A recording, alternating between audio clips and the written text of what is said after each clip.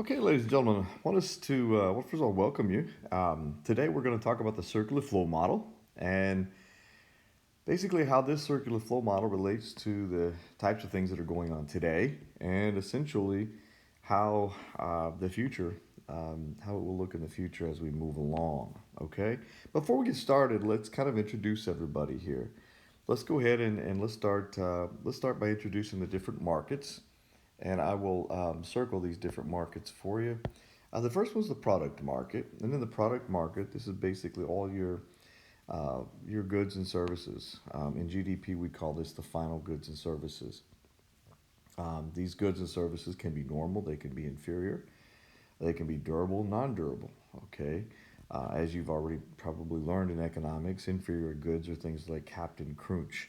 I don't like Captain Crunch, but in when we don't have as much money, I'm going to buy Captain Crunch. But as we make more money, as income goes up, inferior goods are those goods that we don't buy a lot of when we make more money. Normal goods like Captain Crunch, I will buy that. As I make more money, I will make sure I have what I like, and that's Captain Crunch. So there's an example of basically your normal and inferior goods. Durable and non-durable goods are those goods that essentially, as they say, durable goods are things we buy to last many years. Non-durable goods, we buy them for the short term. So those are all the goods and services that will actually exist in here. Goods and services, of course, services being those things like a haircut, a going to see a doctor. They provide a service for us, and they will be in here too. So all the goods and services are in this market. Also down here, you have the resource market. And the resources market is made up of all of the factors of production. This would be your land, labor, capital, and entrepreneurship. The one I think most people get confused on are capital and entrepreneurship. Remember that capital is anything man-made, and that would include money. So when we refer to money here, we'll talk about it as being a form of capital. Um, Money is not something that came from the ground. It's something that man made to utilize to transact one good for another. Entrepreneurship. Entrepreneurship is, yes, anyone willing to take the risk, but understand these are not necessarily just the business owners. No, in this particular market, these are the people that have the capital to invest in and are willing to take the risk to actually help business firms grow. So understand that a little bit. These are the entrepreneurs, the people willing to take the risk. Okay. Then we have the loanable funds market, and the loanable funds market is just simply your banks. That's where you go down the street to cash a check. It's where you go to put your money into the bank. It's where you go talk about getting a loan, etc. These are your normal old banks. The bottom market here is known as the money market, and that's the Federal Reserve. Now, the Federal Reserve, their job is to make sure that the money supply is right. So, in times of recession, they tend to increase the money supply. In times of inflation, when prices are too high, they try to decrease the money supply. This is where money is actually increased and decreased. Okay, contrary to what most people believe, people think, okay, well, we just print money. No, the Federal Reserve has tools that you'll learn a little bit later that will actually increase and decrease money supply. Okay. Understand too that the Federal Reserve really only deals with the loanable funds market when they're increasing the money supply or decreasing money supply.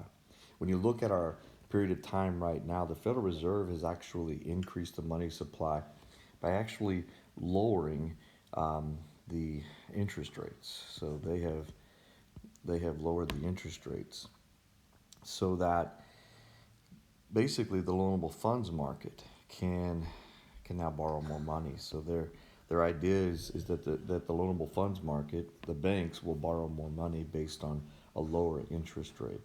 So the banks are borrowing more money at a lower interest rate, which by the way is 0%. Therefore, they will offer their consumers, which would be us, households, business firms, governments. They will offer us better interest rates as we move along. But just the quick point there that the Federal Reserve simply deals with the loanable funds market. Now let's look at over here. Who are the three inputs here? Well, first of all, the business firms. You know those people. These are the people that actually make the goods and services. These are the people that take the resources, they demand the resources, and they supply the goods and services. Over here, you got the households. That's you and I. That's our normal everyday consumer. We consume the goods and services, but we also are the ones that we supply the factors of production. We supply the capital for investment. We supply the land for rent. And we supply, of course, the willingness to invest in businesses. Um, and most importantly, we supply the labor to the business firms. So we supply to the resource market just as business firms supply to the good and to the product market. And then you have government. In our government, we have in our country we have capitalism. So government is it plays a smaller role than you would say in a socialistic or communistic country, but it does play a major role. Okay, and its job is basically to keep this thing flowing and doing whatever is necessary to keep it flowing. We try not to allow government to get bigger than the actual private market of households and businesses. Okay, but in some cases, like right now, the government is having to step up and play a larger role at this point because households and businesses are kind of being handcuffed at this point. They really can't play the role. They're made to stay home. They can't go out to work. Businesses can't go out and make money. So the government is playing a bigger role, and therefore government is very big in a period of time right now, as it was in the Great Depression, where government had to play that bigger role. Our goal is to get government back to being small again, and households and businesses, our private market, as we'll call them, begin to make most of the actual decisions within our economy. Okay. All right, and you see out here we have imports and we have exports. Those become important, but understand that first of all, we will always import more than we export. It's just the American way, and it's something we have to overcome every year when it comes to GDP. We have a negative when it comes to negative imports because of the fact that we just will always import. Americans want their variety. Nothing wrong with that. They want their Sony TVs. They want their Toyotas, their Nissans. They want all of those imports. They want that available to them. So we tend to import a lot. Okay, but our idea should be that we begin to try to export more and buy more that's made in this particular country. Okay. All right. So let's go ahead and get started with the circular flow. And let me point out, I've tried to show you some colors, and I want you to know that the actual rust color or orange color is going to be about basically where all the goods and services are flowing. The green color is going to be money, except when we get to the loanable funds. That's going to be money that essentially has been loaned out. Okay. Um, and of course, the purple color will be the interest that they get back. But let's go ahead and let's move on. I want you to understand that um, all of these right here, these three in the middle, they're all demanders and suppliers, each of them. Households, they're going to demand goods and services. They're going to supply how they're going to supply. They're going to supply factors of production. So let's go ahead and write that in right now. Okay, we'll go ahead and write that in.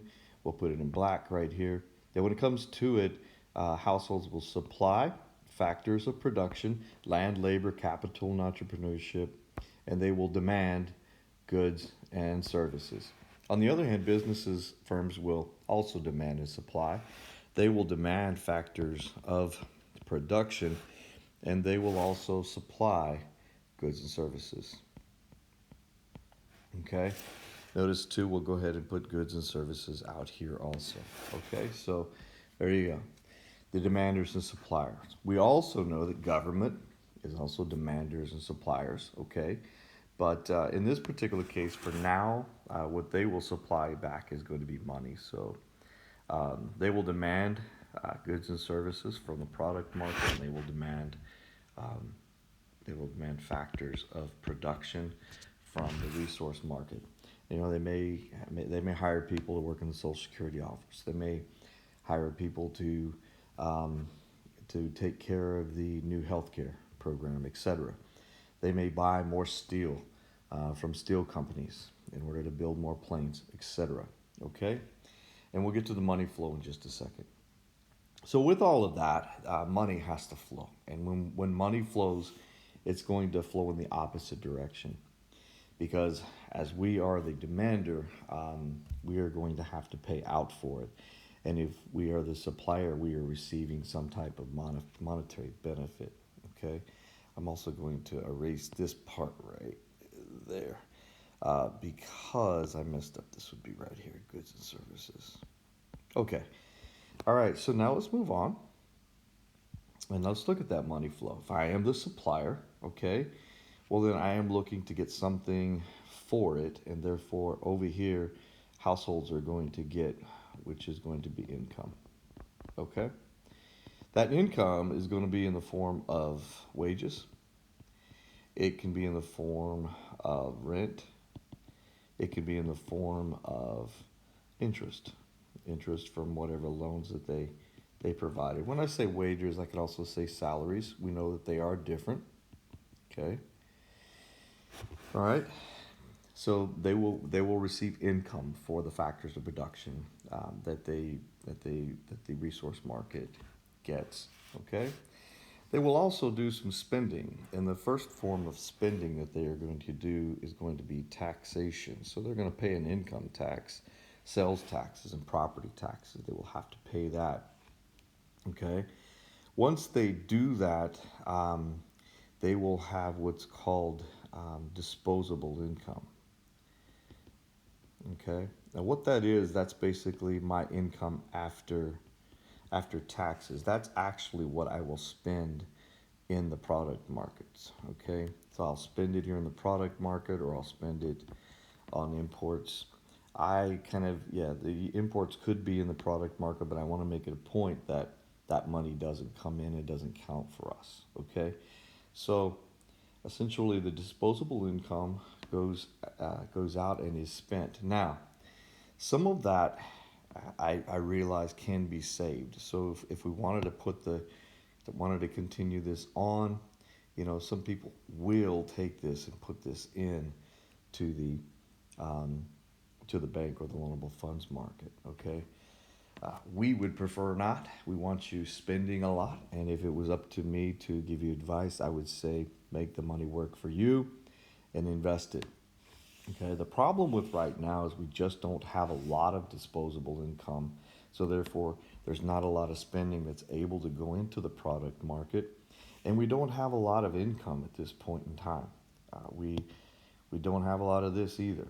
So uh, the economy's slower there. Okay, we'll talk about what the government is doing right now to help that out. Okay, other goods and services. You know, when households pay taxes, they get goods and services in return for them. Remember that the government doesn't make anything. Okay, it doesn't. It's not a business. It doesn't make anything. So it collects taxes, and that's why we call these taxes transfers. Okay, because essentially these transfers, okay, are transferred to what they're needed for. For example, I might put a tax on cigarettes, and I will send that extra money to cancer research, or I might put tax on medicine and send that extra a bit of money and transfer that to certain patients too. I may put a tax on alcohol, and have that, of course, protect our those people from alcoholism, etc. Those are transfers, okay? Income tax is usually transferred to programs like welfare, healthcare, Medicare, etc. Okay, but it's just transfers. Government doesn't make anything. Okay. Also, we know that taxes are also levied right here for imports too. Okay, so we move along, and let's come on back over here. The money that is received from the goods and services sale is actually known as, um, we're going to call this revenue. Okay, that's revenue. All right, that revenue becomes known as cost. Okay, understand that revenue minus your cost is where you will get your profit. Okay, so this cost is actually going to be made up in the form of wages, salaries, rents, interest, okay, that they have to pay out. All right, so then let's finish it off here with the loanable funds market. All I want to show you here is that, of course, households take money from the banks, business firms take money from the banks, um, and essentially, um, banks themselves. There we go. Okay, so households are borrowing money. They're borrowing money here from the banks, and of course, and essentially, all of that money is coming back in interest to the banks themselves. So it's back and forth type deal.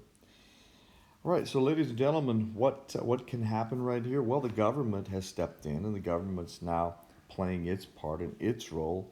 Remember that government cannot make anything, so it's borrowing this money from the loanable funds market. Okay, all right, and that money is now coming to the government. Okay, from the loanable funds market, and what you're seeing the government do is they're turning around and they are supplying it to households and businesses in order to try to make up for the lost income and the lost revenue. Okay, the lost income and the lost revenue that is occurring, and we hope that this is going to be able to maintain our circular flow until income is back and revenue is back and businesses can pay their costs and households can get to spending again.